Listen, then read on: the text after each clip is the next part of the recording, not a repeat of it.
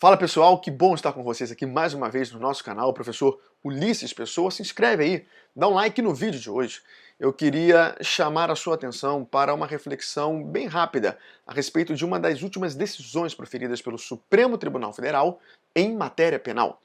A decisão, ela gravita em torno da dosimetria da pena, mais especificamente na primeira fase da dosimetria da pena, circunstâncias judiciais maus antecedentes. Vale a pena lembrar que o artigo 68 do Código Penal, ele traz toda a ideia, a estrutura de como deve ser a dosimetria da pena. É a partir dele que nós entendemos que o sistema é trifásico, ou seja, pena base, circunstâncias judiciais, pena intermediária, circunstâncias agravantes e atenuantes, pena em definitivo, majorantes e minorantes. Pois bem, a decisão do Supremo, ela atinge justamente ali a primeira fase, pena base, circunstâncias judiciais, artigo 59, maus antecedentes.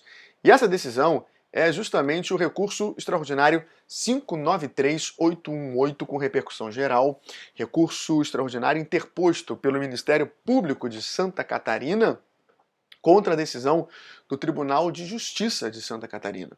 O tribunal entendeu, no caso concreto, que uma decisão por tráfico com um período maior de 5 anos não configura maus antecedentes. Por quê?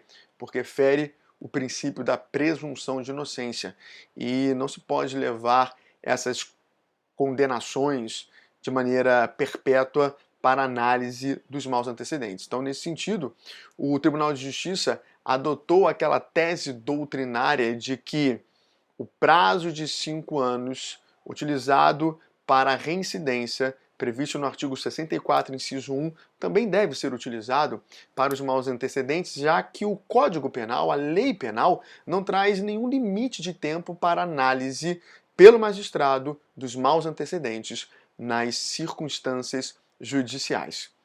Mas não foi assim que o Supremo Tribunal Federal entendeu. Nesse sentido, o Supremo entende que penas extintas há mais de 5 anos podem ser consideradas como maus antecedentes em nova condenação.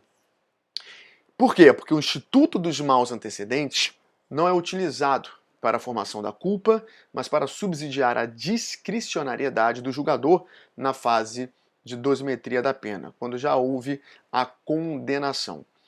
Quando eu, por exemplo, ministro em graduação ou em pós-graduação, sempre falo dessa questão. Olha, os maus antecedentes, eles não podem ser analisados de maneira ad eterna, perpétua, na análise das condenações. Tem que ter um limite, tem que ter um prazo de 5 anos. Toda essa perspectiva, toda essa fundamentação, ela é embasada na própria conclusão tirada pelo professor Saulo de Carvalho e citado pelo professor César Roberto Bittencourt no livro dele, Tratado de Direito Penal, volume 1, parte geral. Ou seja, a doutrina majoritária pensa diferente aí do próprio Supremo Tribunal Federal. Eu entendo que deve haver um limite para análise dos maus antecedentes. E esse limite tem que estar consubstanciado lá nesse prazo dos 5 anos, previsto no artigo 64, inciso 1 do Código Penal, já que a lei penal não traz uma decisão. Porque, se não houver esse prazo, certamente haverá sim uma afronta ao princípio da presunção de inocência. Entretanto, isso agora passa a ser pensado de maneira diferenciada pelo Supremo, no sentido de que penas extintas há mais de 5 anos podem ser consideradas como maus antecedentes em nova condenação.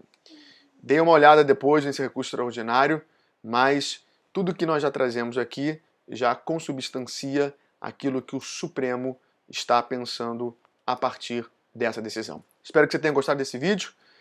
Até o próximo vídeo. Beijo muito grande, fica com Deus e avante sempre!